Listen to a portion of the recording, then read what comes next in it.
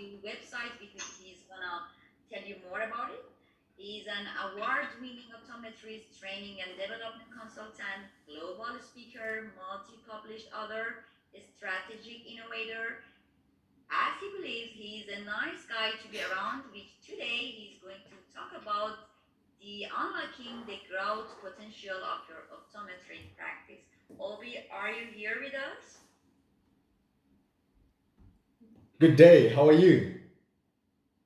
How do you feel that now you jump to the other side of the table? Because I've seen your website, you are the one always interviewing the great people, great ophthalmologists. But now you're yes. No, I'm excited to be part of this amazing platform today. Thank you very much to Vision Science Academy for inviting me to participate as a speaker at this prestigious event. It is an absolute privilege and an honor, and I'm fully convinced that today, as we talk about unlocking the growth potential of your optometric practice, the presentation will add great value to each and every single person, whether you are a dispenser, an ophthalmologist, or an optometrist, whatever role you play in eye care. I'm fully convinced that this presentation will add value to you. To be amongst these amazing speakers that have been speaking so far, it is truly amazing. And so I hope I'll be able to measure up to the level of standard that has already been set by the previous speakers. And so, yeah, let's get right into it. I'm a very informal individual, and so I want to make this as fun and as practical as possible. And so, yeah, let's get right into it. Can you all see my presentation? Yes, very All clear. right. All right. So, obviously, had it not been for this pandemic, it would have been an absolute pleasure to do this in person. So, I just showed you an image of the different types of environments that you will normally find me in when we do workshops, when we do conferences, when we do events. And so I would love for one day post this pandemic to be there in person to do this presentation. But for now, I guess we'll have to settle for this online platform. I've written a couple of books. So as much as you always see me on social media, there's a lot of work behind that. And so these are the books that you can actually order directly from. Sorry, you were saying? It was just interruption. I'm sorry. Oh, no Please problem. take care. No problem. Okay, I'll continue. So yeah, these are some of the books that we have written for the eye care industry, and they are available at books at visionstraight.co.za, and I'll put up the email address later on. And so yeah, the presentation for today will be in 5 parts. 1, marketing. 2, content development. 3, your target audience. At the end of the day, your patients are very, very important. Without them, we don't have a business. Number 4, how do you develop your unique value proposition? And of course, number 5, how do you operate on a higher level of excellence than you have been before? So that's what we'll be focusing on during this presentation.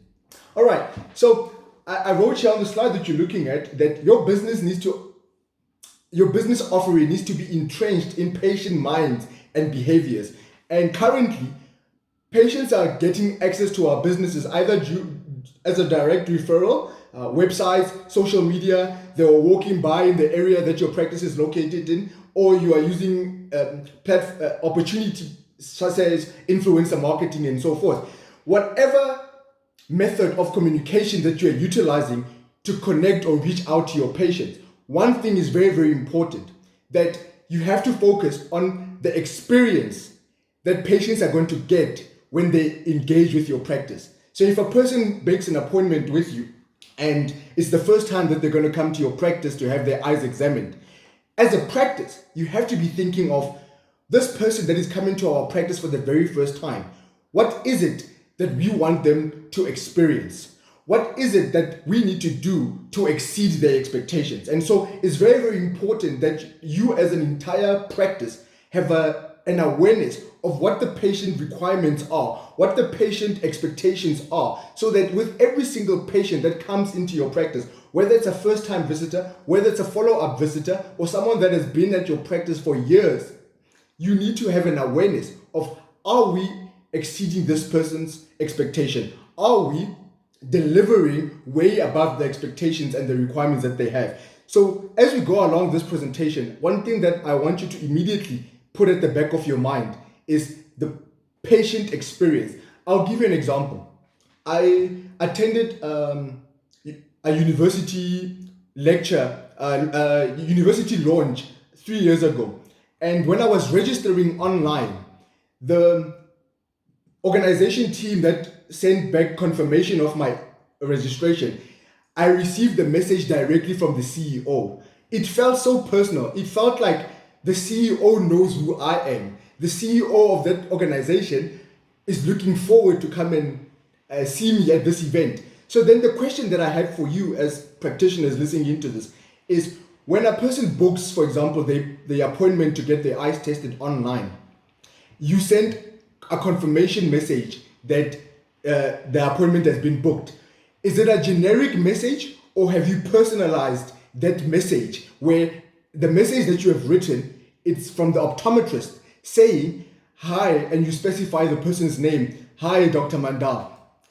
We look forward to come and see you for your eye appointment on this particular day. Take care. So it's very, very important that you already start thinking of the patient experience, because by you sending such a direct message that is very personal, it makes the patient feel like, wow, this person is already looking forward to seeing me, as opposed to just saying appointment booked and you just wait for the patient to come. So just think about that as we continue with this presentation.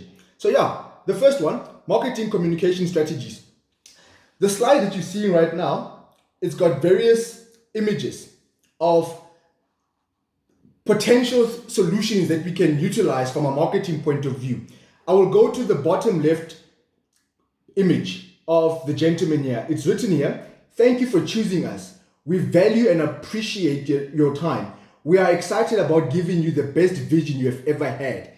First question that I have for you on this particular slide is, every time someone comes for the eye exam and you did the eye exam, you prescribed a pair of spectacles or contact lenses or whatever management solution that you came up with, when that person leaves, why is it that the next time you communicate with that person, it's only when you are telling them that their pair of spectacles is ready? Why can't those 7 patients or 10 patients that you saw on that particular day, why can't you then send each and every one of them a personalized message via whatever platform of communication that you utilize to say to them, you acknowledge that they're here, you appreciate that they took time out of their busy schedule to come for their appointment, and you look forward to walking this journey with them. So this is something that I suggest you can start doing in your practices. Another thing, the top left-hand image, when you go on social media, a lot of the times optometric practices are making a lot of noise on social media. They tend to promote their business. They tend to promote their promotions and their specials instead of communicating with patients who they are targeting on social media at the level at which they can connect with them. What do I mean by that? The type of information that you should be posting on social media, for example, pertaining to your patients, or the testimonies that you are getting from your patients, should be something like this. Those patients that have been very loyal to you and have been in your practice year after year, ask them for the testimonies. And when they share their testimonies, ask them if you can use their personal image. And look at what's written here. I can't leave home without my glasses. And so I make sure I have more than one pair so that I'm always looking fabulous wherever I go. The pair of spectacles that you are prescribing, it has to solve an important problem beyond vision for that particular person. Patients don't just come to you because of an eye problem. You need to ask yourself, how is it that this person's pair of spectacles that you are prescribing is going to influence their lifestyle, is going to influence their working environment, is going to influence everything else that they do as a result of that pair of spectacles. So make sure that the type of communication that you are utilizing or using on various platforms is as personal as this image is depicting. And the bottom right hand corner of this lady with holding her hand to the ear, listen to your patients. The best way to listen to your patients is to probe them as much as you possibly can. When a person comes into your practice for the very first time, but they have been wearing glasses for 3 or 4 years, which they got from another practice, very, very important that you ask them questions such as, how was your experience with the pair of glasses that you are wearing right now? Where did you get it? How are you wearing that particular pair of spectacles? What were your frustrations? What did you enjoy the most about that pair of spectacles? So probe them as much as you can so that you can have the relevant information at your disposal, that you will know that, okay, this person was frustrated with the fact that their glasses was delayed when they made them. This person was frustrated with the tint on the glasses, that it did not solve the problem that they had. So the information that you're getting from your patients helps you understand where you will have an opportunity to exceed expectations, to exceed the requirements that they have. So very, very important that you listen very closely to your patients. I'll move very quickly on this. So your marketing should have the following components to it. Digital and social selling strategies. What do I mean by that? The patient should be the focus. Number two, and as the patient being the focus, stop selling your business online. Educate the patients online. Educate the patients with health-related issues pertaining to their vision. Digital researching. Learn to understand your target audiences. Your patients are coming from different environments. Your patients are coming from different backgrounds. So when you are communicating via marketing-related tools, you have to understand that different patients will be best communicated with in a different manner. So very, very important that you learn to understand your target audience. Next, sales enablement strategies. Everything that you do regarding your marketing activities should be about generating leads. And I think someone is saying something there. I think it was just an interruption. It's all about generating leads. And when you have an opportunity to identify where your leads are, very, very important that you immediately follow up on those leads. One thing that I've noticed with a lot of practices is that they don't follow up on leads. And the reason why they don't follow up on leads is that they don't have digital tools within the operations that enable them to generate leads or to identify where the leads are. So it's very, very important that you've got lead generators within your marketing activities. Next, communication strategies and tactics. Remember, because of different generation types, some people will prefer written communication, some will prefer visual communication, whereas others will prefer audio communication. So it's very important that the way you communicate with your audiences is specific to the different types of communication preferences that they have. Don't just use a one-size-fits-all approach to everyone, because you won't get the results that you are expecting from that one-size-fits-all approach. Next, consumer analytics. Always analyze the data that you are having from your systems, from your CRM. What do I mean by that? At the end of each week or the end of each month, you need to sit down together with your team or your leadership team and look at, guys, this is the promotions and the specials that we are running, or these are the people that we came to our practice. What can we identify is the common trend amongst the people that are coming to our practice? How many new people did we see? How did these people come to our practice? What platforms did they utilize to get to our practice? What activities are we doing that are producing more results than the other activities? Where are we dropping the ball? So you have to constantly analyze the information, analyze the data that you are having in your practice. Next, social content depth. What do I mean by that? Don't copy what the other practice is doing. You have to have your unique brand story. And your brand story has to fit in line with your patient's story. So if you are in a particular area and your clientele or your patients that are coming to your practice are of a particular caliber, you then need to ask yourself, what is the story of our individual patients? What moves, motivates, inspires the people in our community? And is our practice relevant within the community that it's serving?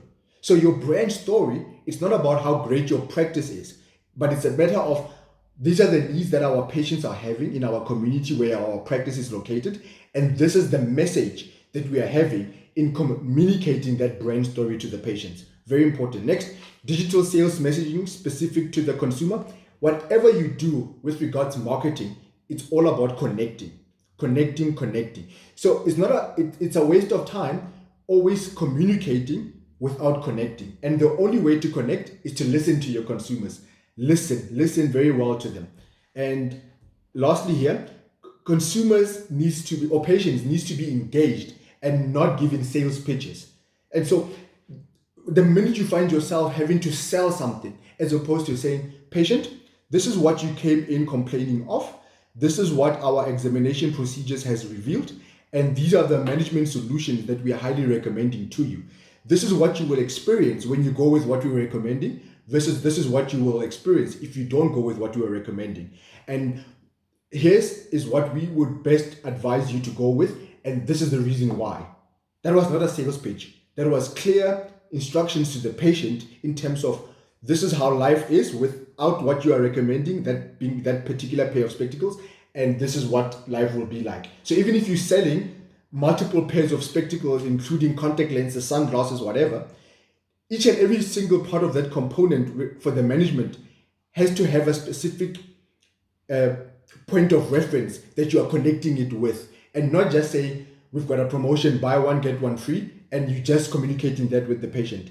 Don't sell stuff like that, or don't sales pitch a patient like that. You need to make sure that you are communicating with them at the level at which you are solving their problem.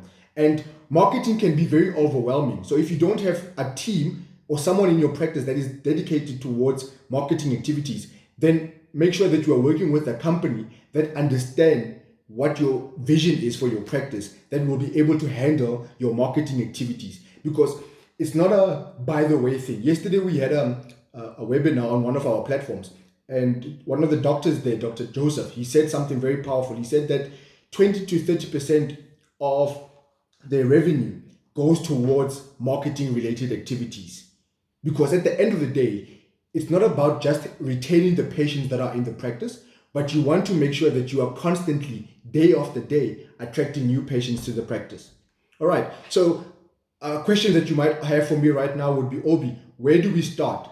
Break it down into 5 components. Your marketing strategy, which will have those components to it. Your product and services marketing, which will have those components to it. Your sales enablement component, your client intimacy, and elevating your brand equity. And at the end, we can go into more detail if you have any questions pertaining to this slide. But this is how you can get started in breaking apart your marketing in these 5 different blocks. And we can touch base on this a bit later. All right, so I'll just summarize this quickly. The ultimate objective of any marketing strategy you decide to employ in your business is that it needs to be patient-centric, aligned with your business vision, representative of your company values, authentic and unique to your specific target audience. And it has to, at the end of the day, be strategically positioned to drive sales revenue up and user-friendly to both the practice and the patient and the patients and the practice. So don't be all over the place. Be clear on what is it that you want to achieve, so that when you are clear on what is it that you want to achieve, your marketing activities then will be measurable and very practical in how you implement them. So that's just an example of the ultimate objective of your marketing strategies. All right, I'll go through this part very quickly, and it's all about content. The past year, a lot of people have obviously migrated towards being online, and a lot of people don't know what is it that they need to be doing when they are online. And so I'll provide you with practical strategies with regards to your content that you need to be aware of. And the first one is, let me put this one. Your content involves the following components to it. There's your social media content, website, media releases, your blogs, your videos, your presentations. And so you need to dedicate enough time. We spend a lot of time on social media, but what we do, we've got a content development day where we know that, okay, for this month, we want to publish or produce 5 videos. So what we will do with the team, we will record 10 videos all at once in one sitting. And we know that these 10 videos will last us for 2 months as opposed to the 5 that we need. And we will then prepare the scripts, prepare the details pertaining to these 10 videos that we want to do. What will we be talking about? Who are we focusing on in these 10 videos? Then with the blogs, we know that some people prefer written communication. So the stuff that we are doing with our blogs would be different from the stuff that we're doing with our videos, would be different from the stuff that we're doing from our social media. So each and every single component of our content has got a specific target audience that we have in mind, because we know that when we go online, some people are going to respond to what we're doing on social media. Some people are going to respond with what we're doing on our YouTube. Some people are going to respond with what we are saying on our newsletter. So it has to have different components to it, but that is all connected. Next, over and above that content, it needs to be authentic, relevant, customized to the specific target audience that you have in mind. It has to be patient focused, and break it up to your market segment. So if you are in a high-end practice, and all that you are seeing is high-end patients, then your content will be specific to that market segment. But if you've got an even spread of low-income earners, middle-income earners, and high-end income or high-incoming earners, then you need to ensure that your content is split in those three components so that you can communicate effectively with the different target audiences. All right, next, target audience. This is going to be very, very interesting. Here's the thing about our patients. Our patients have different goals, right? Each and every single patient that walks into our practices has a specific goal that they have. Some people have a health-related problem pertaining to their eyes. It might be discomfort, it might be dry eye, it might be pain, it might be headaches. Whatever it is, that could be a goal. Others spend lots of hours in front of computers. Others are struggling to see when they're driving. Others are interested in contact lenses. Others are interested in just coming and getting their annual eye exams. Whatever goal, others don't want glasses or contact lenses. They want to have surgery so that they don't wear glasses. So whatever goal patients have, it's vital that you as a practice are sitting down and going to get through you need to basically train your team on how to identify patient goals. Because when you know what the patient goals are, you then know what this person requires. And if you know what this person requires, you'll be in a better position than to know where the opportunity is to exceed those expectations.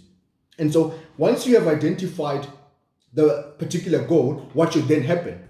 Number one, you need to express an understanding of the pain and frustration of that particular goal that person has. And so empathy comes into effect.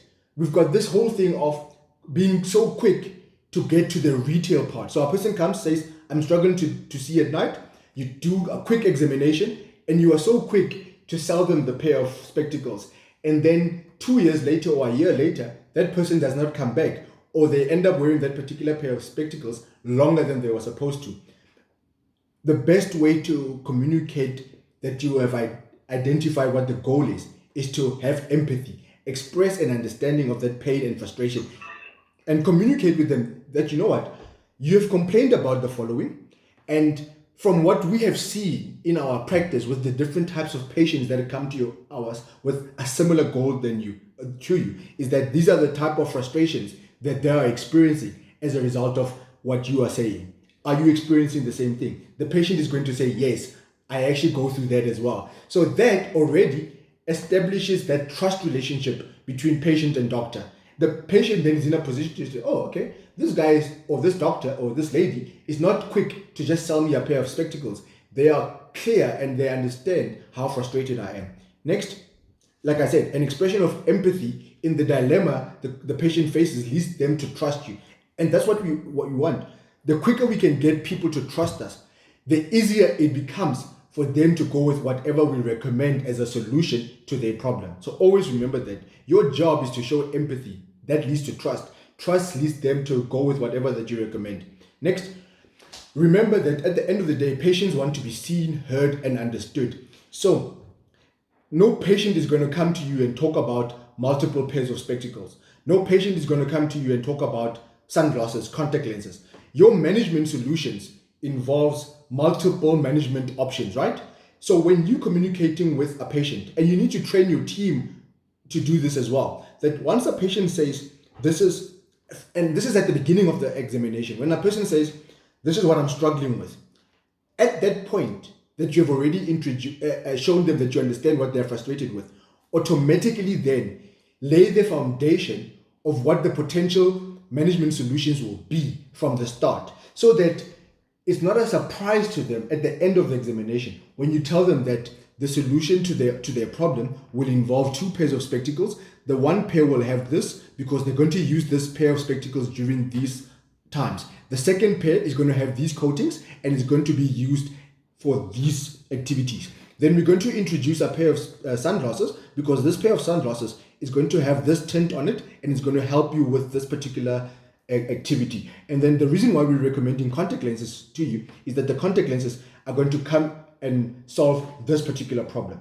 So let's continue with the eye examination, and we will see how or whether each and every one of these management solutions that I have outlined fits into your problem or not. And if not, we will cancel it. But if it is, then we will go back and say, look, we spoke about this in the beginning, and this is what the examination results has revealed. So you need to understand that at the end of the day, you're working in a retail environment, a clinical environment, as well as a educational environment. And all three of those components need to work cohesively and effectively with one another in order for us to provide the best care for our patients.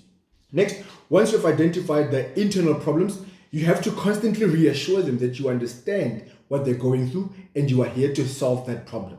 Don't be so focused on getting them to have that particular pair of spectacles. I will keep reiterating that point. Show them that you understand what they're going through. Tell them about the potential solutions. Examine their eyes. Reaffirm that you are here to help them solve their problem, and then go back again to the retail component of it. And then always remember, people don't care how much you know until they know how much you care. Every single patient that walks into your practice, you need to show them that you care. Every single one of them, even if they've been into your practice for a long time, they want to know. And you need to impart this in your team, because it's no point you as the optometrist or the clinician being the one who cares, but your team does not care. So train your team to show empathy. Train your team to communicate at the level at which the patient will understand, so that what happens in the exam room, as well as what happens in the front office, it's lined up with one another, so that there's no disconnection between the two. And always ask yourself, with each and every single patient that comes to your practice, what do we have in common with this particular person? And the best way to know what you're having in common is by telling stories. Storytelling is very, very powerful, in the sense that a patient comes in, says that, oh, I have got this problem, and this is how I'm experiencing my visual environment at the current point in time. Then you need to always remember patients with similar problems to your patients. And for example, a patient comes in and says, you know what, the last few months I've been spending a lot of time in front of a computer, and this is what's currently happening. You know what we have seen the past couple of months is a lot of patients are coming in to the practice with a similar problem. We actually had Mr. So-and-so come in. We gave him a pair of glasses because he did not want to go with the tint or the coating that we recommended on his pair of glasses. And he had to come back 2 months later complaining that, you know what, I'm still frustrated. And so one of the things that we are here to do is to show you that, you know what, it's not about us giving you a pair of glasses, but it's about us solving your problem so that you can experience your working environment with ease. So always relay or attach a story to your problem solving. And then, like we say, once patients are constantly persuaded that you are there for them, you have their best interest at heart, they will go with whatever that you recommend. It makes the process much, much easier. And so here's things that we have in terms of achieving the goals we've written here. You're guiding the patient, right? Once you have guided the patient, you're going to show them how to win. And you have to constantly show genuine care for them. Most importantly, once you have identified what the patient's needs are, be quick to deliver on what you promise will be the solution. Keep things simple. Keep things simple. And the only way to keep things simple is by having the 4 things: compassion, clarity, creativity, and competence. And this is something that the entire team needs to carry with it every single day. If you have to drill one thing into your team's behavior mindset, is that your entire team has to have compassion, clarity, creativity, and competence. So this is very, very important for you to understand what you need to be displaying to your target audiences. All right, let me move quickly on this. Let me see if I've already touched on this slide. Yeah, this is very, very all right. So always remember, we live in a world where everything needs to be environmentally and user friendly, right? So always ask yourself that question with regards to your practice. Is what we are doing environmentally and user friendly? It needs to be conveniently positioned. Before COVID-19, right? Before this terrible pandemic that has affected the world, your business was operating in a particular manner.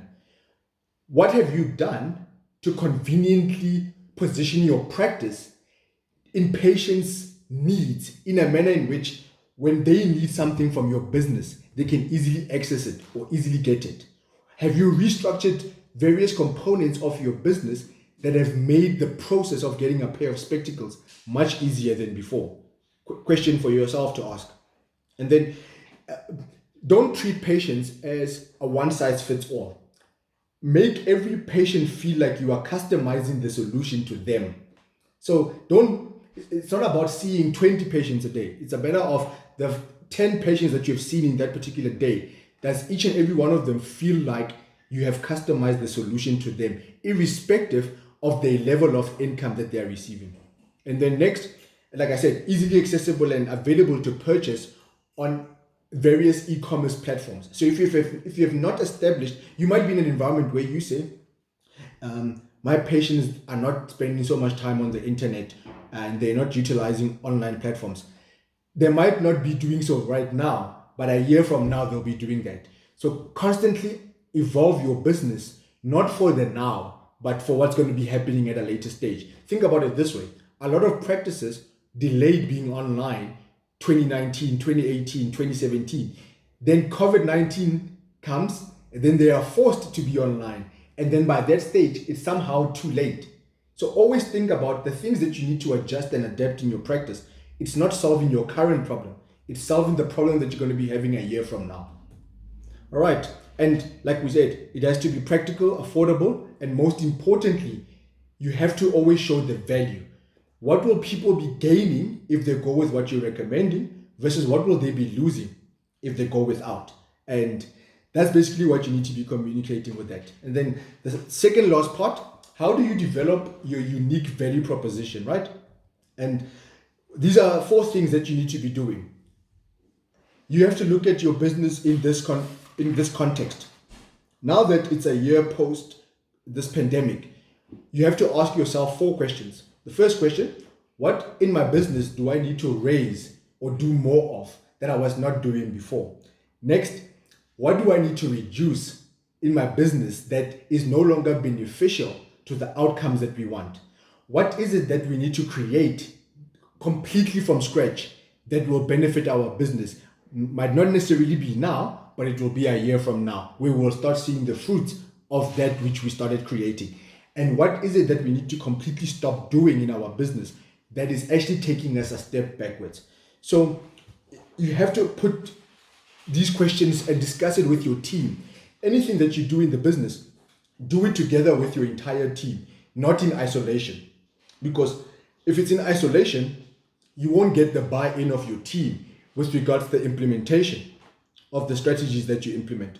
And so developing your unique value proposition involves a sales strategy approach that will be different from what you have always been doing before. And this is the recommended approach that we will have for your business. Number 1, very important that in your practice, you create a welcoming atmosphere to each and every single person that walks into your practice. Whether that person that walks into your practice is walking into your practice looking unsure of whether or not they're going to be getting a pair of spectacles or not, whether they look like they don't want to be there. Your team has to make sure that with every single person that walks into the practice, you create that welcoming atmosphere for them. Next, educate. The very first thing that you need to be doing, whether you are on social media as well, whether you are on whatever platform, always be quick to educate people.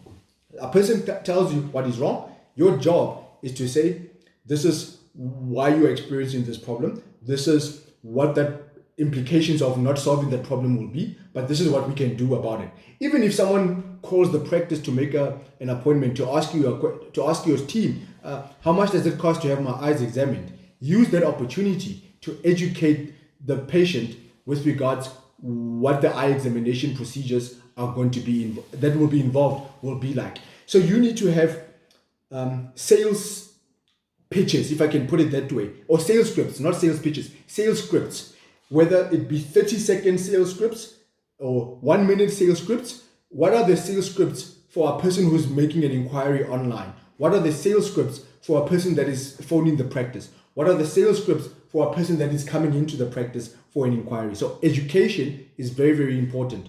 Next, you have to, in your practice, you have to have a list of possible or potential list of expectations. In our books, we've written, like I said earlier on, we've written multiple books for the eye care industry. And in one of the books, I think it's the Business Guide for Optometrists, the second book, we outline the various kinds of expectations that patients have that walk into optometric practices. And we then show you how do you then exceed those expectations with each and every single person that comes into the practice. So it's very, very important that you learn what the expectations are and how to exceed them. So you need to do a list for yourself within the practice as an entire team. Next, always make sure that once you have educated and exceeded the expectations, you always are convincing and persuading the patient to go back to the point I made earlier on. What is the value of them going with what you're recommending versus the loss that they will experience if they're not going with what you're recommending? So convincing them and persuading them is very, very important. And if you're doing it without having educated them, it will sound like you are sales pitching them. So it's important that you first educate the patients. And next, always deliver on what you promise. If you say to your patients, this is how long the spectacles is going to take to come to your practice, make sure that you're delivering on that. The best way to lose a patient is to not deliver on what you promised them. So make sure that you are constantly on the ball with regards delivering what you promised on. Imagine if one of the speakers ended up not being available. It was going to frustrate the Vision Science Academy today if one of the speakers was going to be unavailable and the whole preparation was done. Some of the people that are logged in were going to be very frustrated about that. So very, very important that you deliver on what you promise. And always follow up. And what do we mean by follow up? Once that person has bought their pair of spectacles, the job does not end there. You have in our second book, we've got a breakdown of how do you follow up. What do you do at 14 days? What do you do at 3 months? What do you do at 6 months? What do you do at 12 months? It's important that you know the different types of follow-up routines that you need to be doing. So the after-sales protocols are just as important as the pre-sales protocols that you have in your practice. And a lot of optometric practices, they don't have these follow-up routines within their practices, which is something that needs to change. And so where do you need to be right now within your practice? Very, very important. Personalize the patient experience. I can't reiterate this any further. Personalize the experience. I already gave the example for that. Go out of your way not to communicate with patients, but to connect with patients. When you connect with patients, it means you are communicating with them at the level at which they are understanding that you have their best interest at heart. But if you are just communicating with them and constantly telling them about how great you are, you disconnect from the patients that will potentially come and spend lots of money in your practice. Next, your entire team, you have to have product knowledge. And what do we mean by product knowledge?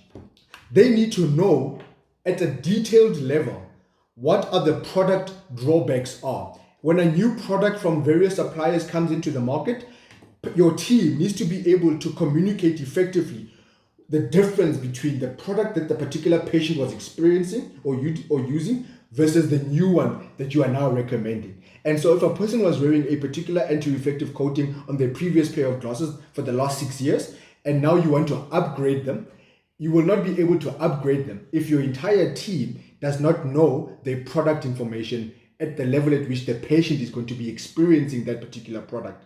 So very, very important that you constantly have scheduled training within the practice, specifically focused on product knowledge for your team, so that when your team is communicating with your patients, they can easily, with confidence and comfortably be able to communicate what the patient will experience with the new product. And always ask for feedback. That's one thing that is very, very important, that every patient that has been, especially the ones that have been with you for a very, very long time, ask for feedback. Where can you improve your services? What can you do better? Ask for feedback, because feedback gives you necessary information that you will need to adjust whatever that you have to adjust within your practice. I mentioned this right in the beginning. Send a thank you for visiting us to every single person. If you have not started doing this, start doing it today. And if you're not online, get online. And we train a lot of people, as you saw with the images of our workshops earlier on in the presentation. We train a lot of people. Without the buy-in of the team, every single activity that you do in the practice is a complete waste.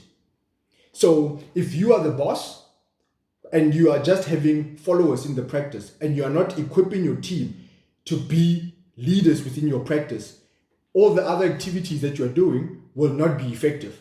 So before anything, any strategy that you come in with, when you're doing that one where we said, what do you have to raise, what do you have to create, what do you have to eliminate, and what do you have to reduce? That is something that you do together with your team, not in isolation, so that you can have the feedback from your team, their opinions, their advice, and then you come up with the solutions together, so that whatever that you're implementing it was a decision that the team made, so that you can go back and say, guys, we decided this on it as together as a team, but it's not working. What do we need to go back to and start doing differently? And lastly, stop making excuses. You were making excuses 2 years ago. You were making excuses 5 years ago. And now you're finding yourself in a situation whereby things need to change in your practice. So go out of your way to change that which you need to change. Stop delaying it. All right. And then the last section, operating on a high level of excellence. This is the stuff that we said you actually need in your business. Excellence should be the only acceptable solution in your practice. If whatever that you do is not focused on excellence, then you are wasting your time.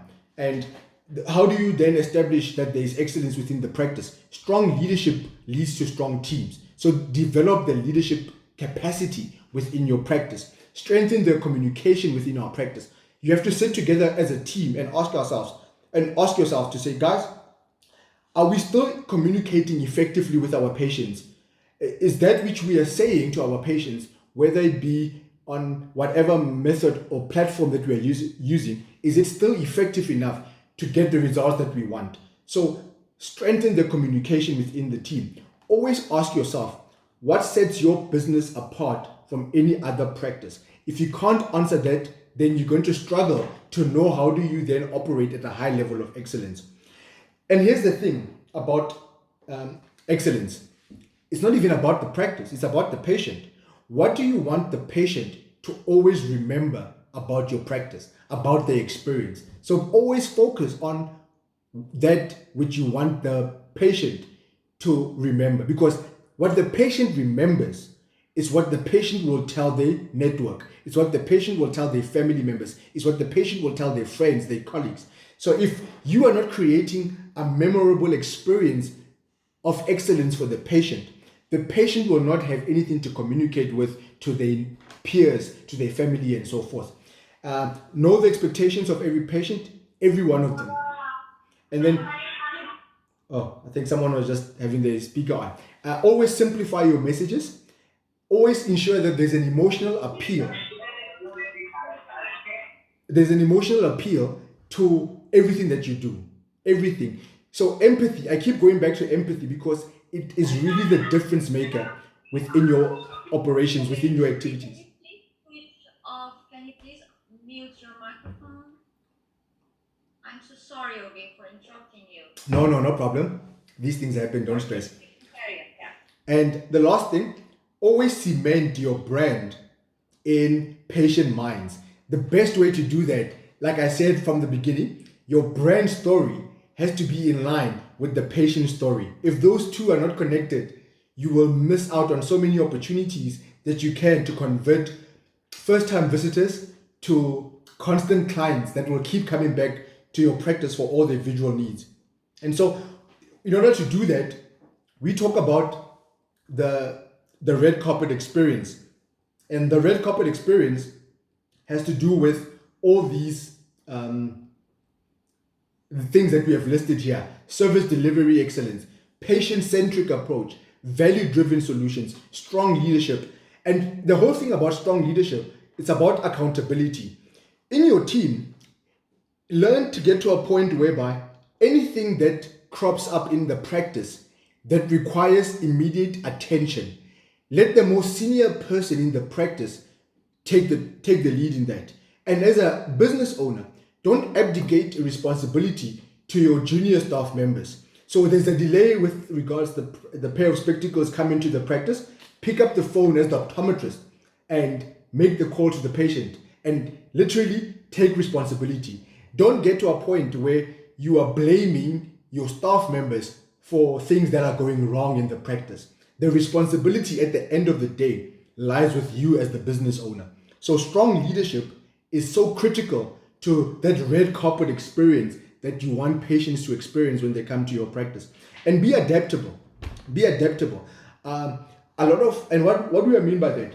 A lot of optometrists are excellent clinicians, but they are not as strong when it comes to social media, digital media, thinking outside their expertise. So adaptability requires you to say, you know what, I'm not good in this. I'm not good with training my staff on a regular basis. But wait a minute, someone else is very good at this. How can I then ensure that both myself and the team are equipped to be able to meet the needs that the practice has? And then, so another point here that we said is that you have to make sure that you go out of your way to create a working environment that brings out the best out of the team. You want your team to have that going the extra mile type of attitude. Whether a person is going to spend a lot of money in the practice or little money in the practice, you want to make your patients feel like, wow, this person is willing to go out of their way to ensure that I've got the solution that I need to solve the problem that I have. And so very, very important that you remember this red carpet experience. And in conclusion, the following training needs to immediately be taking place within your team going forward. Patient analytics, innovative communication skills, service delivery, how to clinch the deal, patient requirements and expectations, the numbers and how they affect the business, product knowledge, the management process of the patient. So you need to sit down together with your team and say, guys, when a person comes to the patient, to the practice for the very first time, or for the fifth time or the sixth time, this is the process that we are following from start to finish. At each and every single point, this is where we are in a position to win the patient over or lose the patient for good. And so we need to ensure that the different departments that we are having, the different systems that we have in place of the management process from start to finish, including the after sale, is on a high standard so that we don't lose the patient. So it's constant training that needs to take place. And obviously the most important one, how does the individual team members become catalysts within their working environments?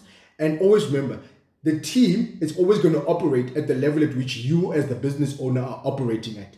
So if you are not operating at a high level, your team will not operate at the high level. If you are operating at a very high level, your team will operate at a high level. So if you are not having regular training within your practice, break it down into these different types of monthly training. So 1 month, you could do the first one. The following month, do the next one, and so forth. If you would be interested in a structure for your training, we've got various online platforms, various training programs that we run as a company, and we are more than happy to connect with you post this event so that we can provide you with all of that information. And so these are the books. You can order the books at visionstraight.co.za, and those are the 5 books, like I said. And please, when you finish with this event today, when you log off, make sure to connect with us on all social media platforms under Vision Straight. as well as on my personal social media platforms under Obi Malope. It will be an absolute honor and a privilege for me to be connected with all of you, both for the personal and the business platform. And that is it. I hope everyone enjoyed that presentation, and wait until the end for the Q&A. Thank you so much, Obi, and your presentation was amazing, and I love the customer-centric part, which, as you said, I just want to wrap it up. You have to listen to them and pay attention and make a bond with your patient and acknowledge them by sending SMS or thank you message, and of course, giving a good service, as Obi just covered them all. And Obi, there is a question for you. Can you read it, or you want me to read it for you? Let me just go up. Please read it for me. Sure.